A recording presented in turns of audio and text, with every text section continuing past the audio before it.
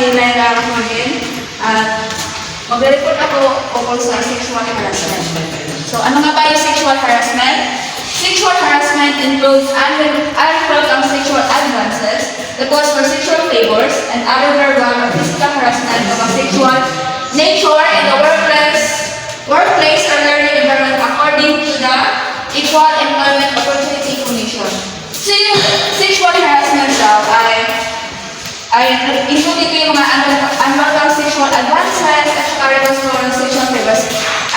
Madalas itong nangyayari sa isang paaralan o sa trabaho. Halimbawa sa school. Example natin dito sa school, yung mga sexual favors. Yung isang student na bagsak sa kanyang isang subject. Tapos nakiusap siya sa kanyang professor. Tapos yung kanyang professor naman nag-apply pero may kapalit po itong tulad ng kapalit na hindi involved yung sexual. Basta trabaho naman, kung sa empleyado gusto na tumaas yung kanyang rango sa loob ng workplace. Pag hiningin siya ng favor sa boss niya.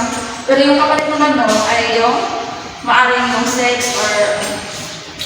Next is, sexual harassment does not always have to be specifically about sexual behavior or directed at a specific person. So yung sexual harassment ay hindi lang nangyayari siya sa yung about sexual, so yung diretsuhan maaari siya mangyari sa halimbawa sa public places, sa public transportation. Yung mayroong dalawang kasi na magkaharapan, lalaki at babae.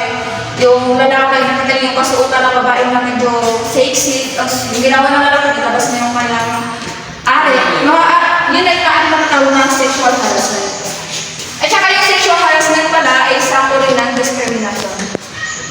And next po ay yung sexual harassment ay hindi lang about sa sexual, maaari din ito mangyari sa pamamagitan ng pag-comment or pag-comment through online or sa personal, sa online. Halimbawa na may mga pictures ng magagandang babae sa nakita ng kababae man yan or lalaki kasi yung sa sexual harassment ay walang pinipiling biktima. Mapalalaki, babae, walang makasabihan mo, mababata o matanda. At pwede maaaring yung mga perpetrator sa sexual harassment ay pwede rin babae, lalaki, walang pinipiling edad. So, yung sexual harassment ay hindi lamang dun sa pamamagitan ng sexual, pwede rin sa pamamagitan ng words or sa pagpakomento mo sa isang tao. Yung pagpakomment mo na yung isang yung may nakita kang babae sa Facebook, tapos pagpakomment ka ng anong malalas ko ang words. So, isa din siya halimbawa ng sexual harassment. Ano po yung ibig sabihin ng sexual harassment? So, dito na po tayo, malalaman natin kung ano po yung mga bagay-bagay na nakapaloob sa sexual harassment. So, sinasabi ko dito yung actual or attempted rape or sexual assault. So, yung sexual harassment daw po is nakapaloob po dito yung mga rape case po, lalo na po sa mga kabataan po ngayon. So, ito yung unwanted pressure for sexual favors. Ito po yung pinapressure niya ng isang tao na kung saan gumawa ng hindi maganda. Unwanted deliberate touching, leaning over, cornering or friendship. So, dito rin po sa sexual harassment, yung posibleng hawak na din po sa tao or kaya sa isang individual ay natawag na rin po itong sexual harassment. So, leaning over, yung paghindihiga po dito sa balikat ng isang hindi mo kilalang tao. Tsaka rin po yung cornering or friendship. Di ba po yung mga tao is yung mahilig po yung magkurot-kurot daw po, gano'n-gano'n yung pinatawag na rin po pala itong sexual harassment.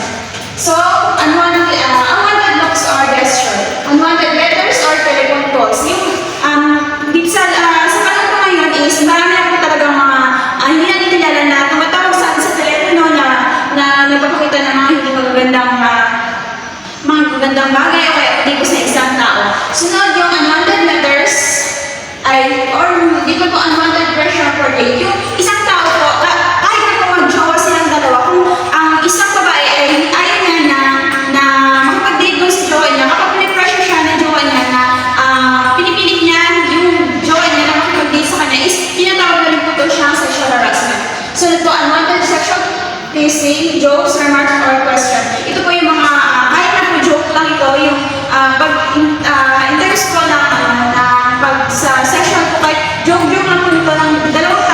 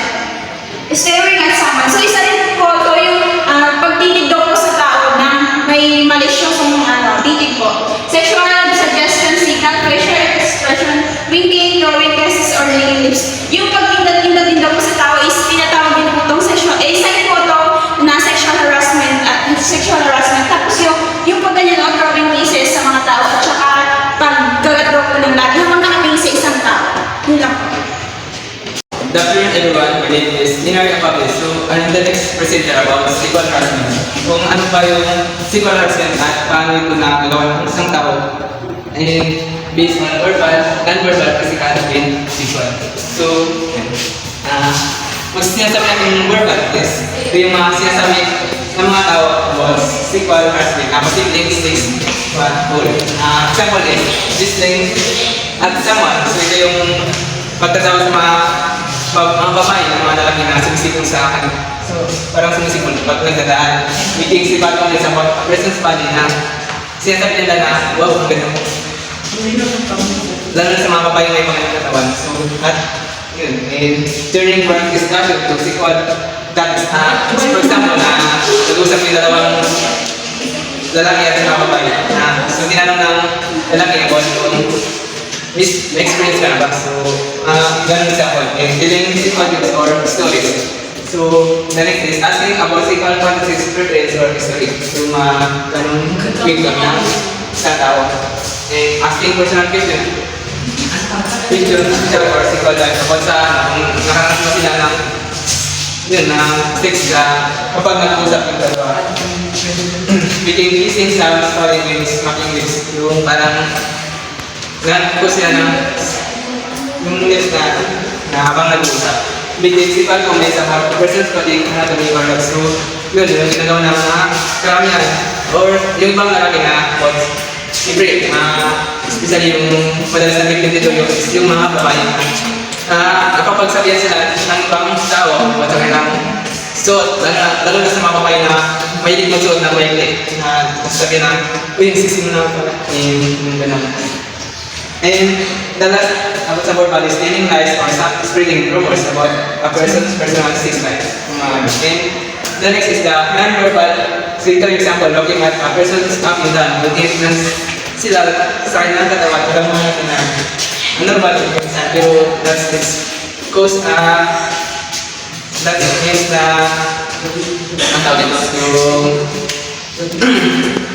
yung basta rin yun na di natin natin pala is depends na SQL aspect. At staring at someone, so ito yung tumitingin sila sa mata's eyes o titingnan nila yung isang tao, lalo na pag maganda yung bago si Christian. So, mapapaling pa rin na laki nga versus what. Ito yung habang nagdadaan, for example, yung nagdadaan yung babae sa at may pitwater, so yung lalaki yan, nakaharap sa pitwater yun, isang buwan. So, following the persons, sinasundan yung tao kung saan nga sila pumunta o masimpleng susunod. Okay, next. And then personal text. Displaying qualities with hands or through body movements, making facial expressions such as making, throwing, this is for making. So, yung mga napakalaman, masimpleng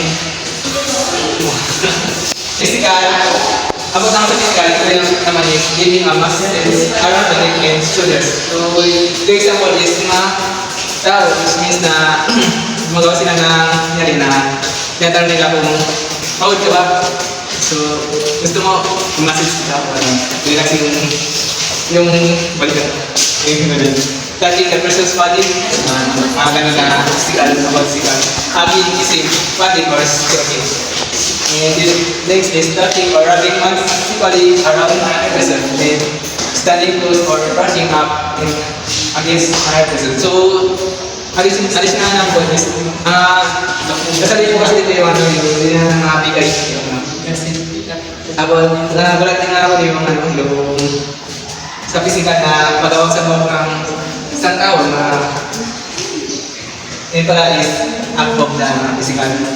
SQL aspect. Dito naman sa visual is probably the hardest to respond because this is the most affected and really requires you to put yourself in the shoes of the other person. So ito nga po yung visual na mahirap makita. Kaya yun yung ginagawa natin kapag nag-isa lang tayo sa kwarto na man yung ginagawa natin. So ito yung mga example is very including with offensive or vulgar language. So about sa words na nag-uhubad tayo is or displaying poster or pictures of a sick or native. So ito yung mga picture na kinukulit natin. Tapos siguro, for example, na didikit sa wall. Ito, lalo na mga nakakubad na mga tao. And then watching pornography by violent videos is also sexual harassment. So marami dito marami dito yung watching pornography dahil nga sa wala silang hindi makakontrol yung kanilang gas or ligo lalo na pag mag-isa lang sila sa kanilang kwarto or safe at iba pa ang lugar. Which means na hindi natin alam ngayon pala is of sexual harassment na yun and mahirap siyang pigilan. So lalo na sa panahon ngayon is like madami na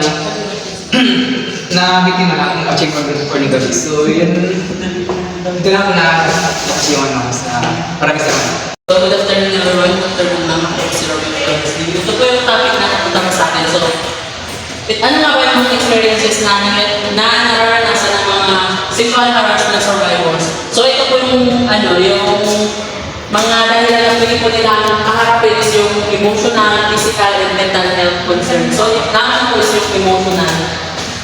So, ito po yung mga epekto ng sexual harassment sa isang tao. Lalo na po din is yung anger. So, kapag naharas ko ang isang tao, babae o lalaki, unang-una po yung kanyang emotional, is makakagalit po siya, tapos po, hindi niya po makakontrol ang kanyang sarili, fear po, matatakot na po siya, may trauma na po sa kanyang mga nakasalang tapos po is humiliation. So, ito po yung humiliation, kapag nakaranas ka po ng sexual harassment is, mahihiya ka na makisalam ka kasi natatakot ka na baka maranasan mo ulit yung panghaharas. So, pang-apat po is yung betrayal. So, kapag hindi po maiwasan na makaras po tayo ng tao, malalapit po sa atin. So, yung emotional effect po natin, so, may experience po natin is yung parang, binitray po tayo, tinraidor po tayo ng kasama natin. So, violation. Ito po is yung na-violate po ang iyong rights, as a person. So, panglas po is yung powerless and loss of control. So, kapag naharas ka po, magiging powerless ka na po and mawawalan ka na po ng control sa iyong sarili at hindi mo po makukontrol ang iyong sarili. So, pangalawa na po is yung mental health effects. So, unang-una po yung epekto ng sexual harassment sa isang tao is yung anxiety. So, magkakaroon po ng anxiety yung sexual harassment survivor, and after po ng anxiety is mag-depress po siya, and pag mag-depress po siya, magkakaroon po siya ng panic attack. So, matatakot po siya na mag-isa lang mga ulit kasi natatakot siya na makaras pa din. Pangapat po is yung difficulty concentrating. So, kapag naharas na po, mawawalan na po ng control sa pag-concentrate. Nahihirapan ka po makapag-concentrate sa isang bagay na ginagawa mo. So, kapag is yung mental health effect. So, loss of motivation. So, mawawalan mo tayo ng motivation sa isang bagay and dalagang din po sa point na yung magkakasubstance abuse po tayo. So, ito po yung yung inaabos po natin yung ating sarili sa mga substance tulad po ng alcohol and mag-listing na po tayo sa mga vices. So, dito na rin po papasok sa mental health effects yung suicidal ideation. So, magkakaroon po tayo na mag-suicide kung iisip po tayo ng mag-suicide na lang kasi naharas po. And then, yung last po is yung darating ko dito yung physical effects. Una-una is yung headache. So, kapag naharas ka po at hindi ka sa physical, magkakaroon ka po ng magiging masakit po ang iyong ulo kasi po, sa dami ng inisip, lumagdag pa po yung harassment na experience ng isang survivor, victim po ng sexual harassment. So, sasakit po yung kanyang ulo at may hirapan po siya mag-isip. So, pangalawa po na nakikita po dito is yung sleep disturbances. So, kapag nakaras po yung isang tao is, hindi po siya basta-basta makakatulog dahil po sa trauma. And, sa matruhan na experience niya dahil po sa panghaharas. So, panglas naman po is yung eating disturbances. So, kapag yung isang tao po is nakaranas po ng sexual harassment, mawawalan po siya ng gana kumain, mawawalan po siya ng gana sa lahat ng bagay na ginagawa niya dahil po na bumabagabag po sa kanyang isip yung harassment na nangyari sa kanya. Yun lang. Thank you. So again po, now, is proceed po sa how sexual harassment can affect you. So paano nga ba? So una is feel stress, anxious, or depressed. So nararamdaman po ng isang victim kapag siya ay sexual harassment, nararamdaman niya po na stress siya, tapos lagi siyang wala siya sa sarili niya, gano'n, tapos lagi siyang depressed, stress, kumbaga gusto niya na lang laging yun po. So, sinasabi rin po sa number one is, ano po siya, lagi rin po siyang balisa. And then number two, withdraw from social situation. So, ang isang biktima po, nakakaranas ng sexual harassment, nakaka-apekto po siya kapag siya po ay gusto niya laging mapag-isa, ayaw niya makipagsalamuha sa ibang tao, sa mga kaibigan niya, ayaw niya makipag-socialize po. Yun, gusto niya po mag-isolate lang siya lang mag-isa. And then, lost confidence and self-esteem. So, natatanggalan din po ng self-confidence ang isang biktima, and then pinapabayaan niya na rin po yung kanyang sarili kapag siya po ay nagiging sexual biktima na po siya ng sexual harassment. And then number four, have physical symptoms of stress such as headache, backache, or sleep problems. So, sabi dito po is nahihirapan din po siya makatulog dahil sumasakit po ang kanyang likod, sumasakit po ang kanyang bulog. And then, be less productive and unable to concentrate. So, hindi po siya makapokus sa anumang gusto niyang ginagawa for example po, gusto niyang for example, is yung isang biktima is nag-aaral po siya, and then, hindi po siya makapokus sa mga activities na ginagawa niya sa school kasi siya po ay, kumbaga nagkaroon siya ng depression kasi yun nga, yung nangyari sa kanya is naging biktima siya ng sexual harassment. Kaya hindi siya makapag-concentrate kung ano man yung gusto niya gawin sa buhay. Kumbaga, na siya wala siya sa sarili niya. Hapon po, ako po si Marian Pipinto. So, ako naman po yung mag-discuss if you have been sexually harassed, here are some things you can do. So, na-discuss na po diba kung ano nga po yung sexual harassment, kung ano nga po yung paraan na paano mo sabihin na sexual harass ka. So, ito po yung first is talk to the offender. So, you can try resolving the situation yourself by explaining to the person who is harassing you feel safe and comfortable doing it. So, dito naman po is kakausapin niyo po yung naka-open po sa inyo or yung nagawa po nito sa inyo para po aware po siya or alam niya po yung maling ginawa niya po sa inyo or hindi tama na ganun nga po na kunyari katulad kanina sinabi ni Isa Kapal na pagkikindat-kindat, gano'n sexual harassment pala yun. So, pangalawa is tell someone. Sexual harassment isn't something you need to deal with on your own. In the workplace, it might be worth talking to HR person who will be able to help you decide what to do. You might also want to talk to trusted friend, family member about what's going on. So, dito naman sa tell someone, pwede niyong pagsabihan yung mga friends, your family, relatives, kung nakakaranas ka man ito, para at least, di ba, may nakakaalam na nakaharas ka ng ganitong tao, at least alam nila na kailangan kang maging aware sa paligid, pati sila kapag once na nagsumbong ka sa HR person. So, yan. Tell someone. Pangatlo is be informed. If you're being harassed at work, school, or uni, find out what the policies and procedures are for preventing and handling sexual harassment. They may have processes in place already to deal with this situation and support you. So, dito naman po is be informed. Sa trabaho or sa school, so kailangan mo inform yung mga nakasalamuha mo na nakakaranas ka mo na gano'n. At least may tutulong sa'yo or alam mo yung gagawin para may mag-support sa'yo na ay ganyan dapat gawin mo kapag nakaranas ka ng pag-haras sa ibang tao. So kailangan mo rin inform yung mga kunyari nasa malapit sa'yo, mga kaibigan mo, gano'n. Kung saan man yan, lalo na sa work or sa school. Keep diary. Document everything that happens, including when the names of any people who saw what happened and what they have done to try to stop it. It can be really useful to bring these records when talking to a manager or HR person so that they know exactly what has been happening when. So dito naman po sa keep diary namin, kaya kunyari nangyari ito sa iyo, nakaras ka sa ganitong sa school. So susulat mo kung ano yung nangyari, kung sino yung tao na yan, kung sino yung tao na yung kunyari yung kung sino yung mga nakita mo, gano'n.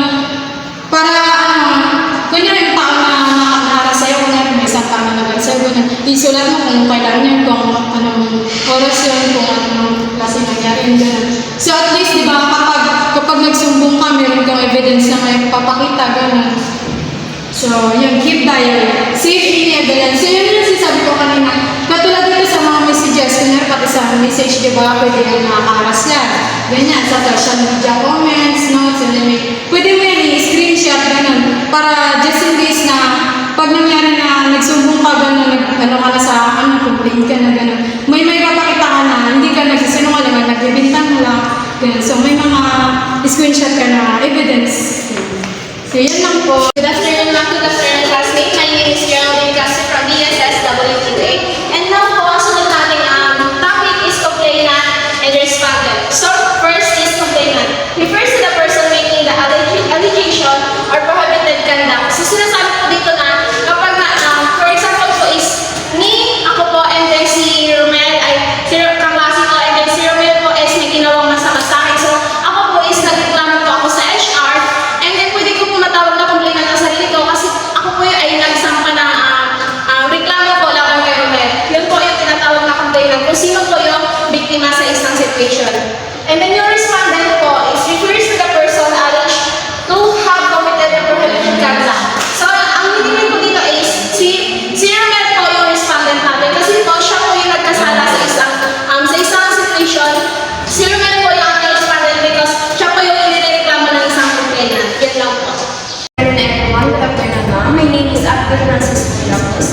So let's proceed to the Republic Act 7877 or the Anti-Sexual Harassment Act of 1995. The purpose of the Anti-Sexual Harassment Act of 1995, or also known as RA number 7867, is to protect individuals from sexual harassment in the workplace, education, and community environment. So based dito sa mga terminologies at mga topic na discuss ng mga naunang reporter, so yung sexual harassment or yung mga action na kanila nabanggit is napapaloob siya sa Republic Act 7877. So yung batas na to is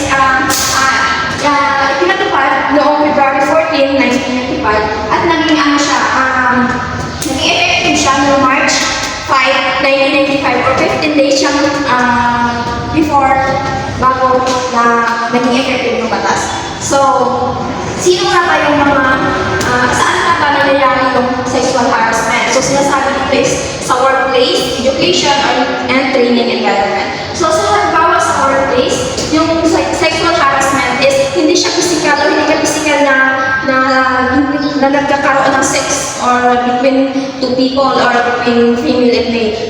Kundi sa mga words, which is verbal, non-verbal, or physical and visual. So, halimbawa sa workplace, inalok ka or nag-joke yung boss mo na mag-ask siya ng favor na ano pa sa kanya, makipag-sex, which is hindi ka pumayag. So, yung ginawa sa'yo is dinakmail ka ng boss mo, tinakot ka niya, tatanggalin ka niya sa trabaho, or hindi ka magkakaroon ng privilege na mataas yung rango mo sa trabaho mo. Pagdating naman sa education, dito naman halimbawa, halimbawa dito yung estudyante, ganito yung sinabi niya. Sir, medyo tagilid ko yung grado ko. Tapos sinagot ko siya ng teacher. So, tagilid, gusto mo tumihaya. So, ganun, di ba? Maiisip yung estudyante, parang nabastos siya ng kanyang teacher, di ba? So, yung action o yung salita na sinabi ng teacher sa kanya, ay kasama yun siya sa batas ng sexual harassment o pwede siya kasuhan ng estudyante ng sexual harassment. So, that's all. So, yung sexual harassment nga kasi siya ay nangyayari siya sa mga tao mayroong superiority or mayroon silang mataas na power para kontrolin yung kanyang victim or yung isang babae man siya o lalaki. So, yung sexual harassment siya is pwede siyang makumit ng babae o lalaki as long as nalabag nila yung mga batas or yung action na dapat involved sa sexual harassment. So, walang pinipiling sex, babae man o lalaki as long as nakagawa ka ng mali or yung na-offend mo yung isang tao regarding sa sex or dinaan man sa Diyos, so pwede ka pa rin kasuhan ng sexual harassment.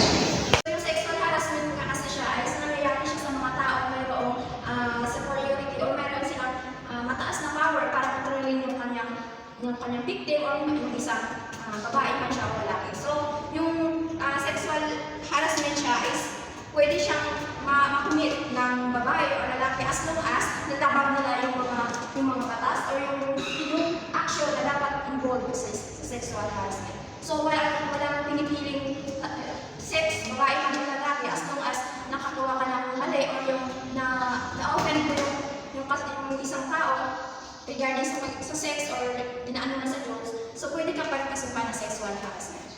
Joynia Lope.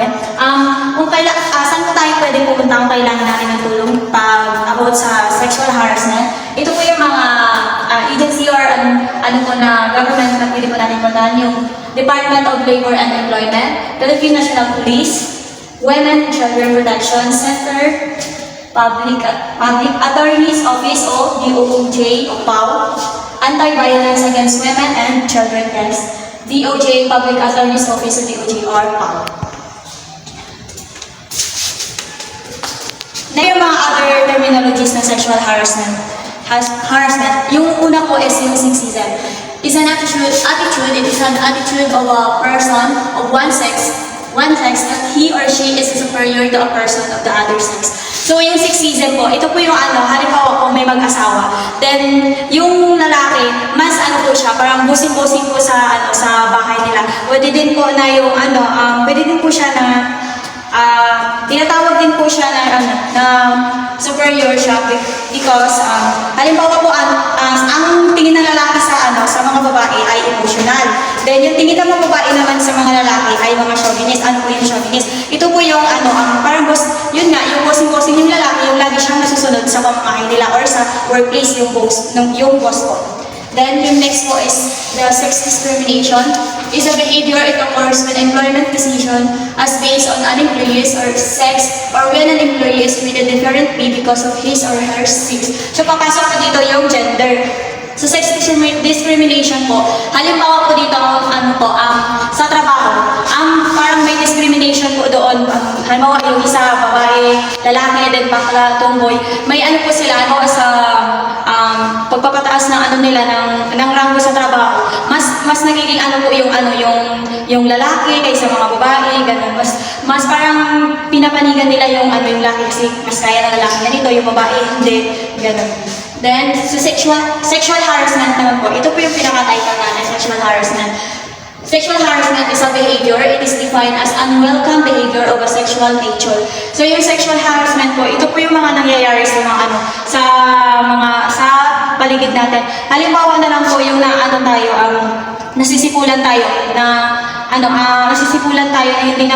hindi natin alam na pala yun siya, tinatawag na siyang sexual harassment through nature.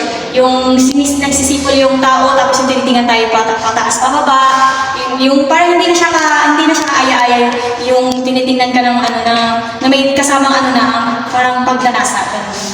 Then, yung sunod po is subtle sexual harassment. Subtle sexual harassment is a behavior but not legal a term. It is a well-known behavior of sexual nature.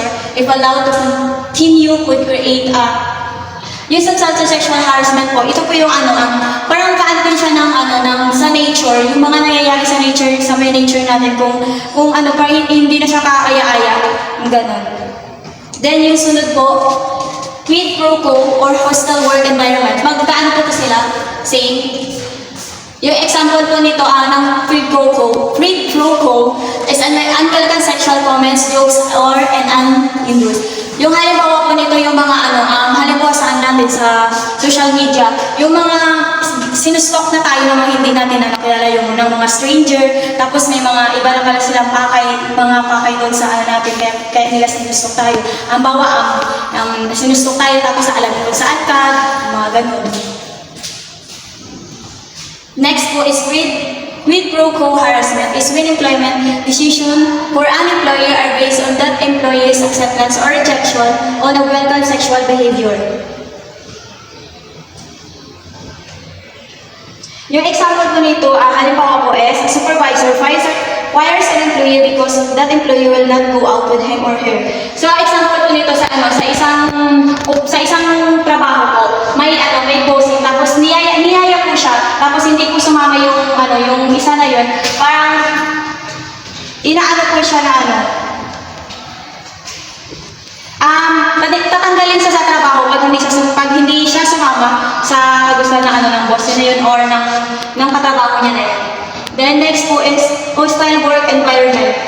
Yung hostile work environment naman po, ito po yung ang example dito is pervasive unwelcome sexual comments or jokes that continue even through the recipient has indicated that those behaviors are unwelcome.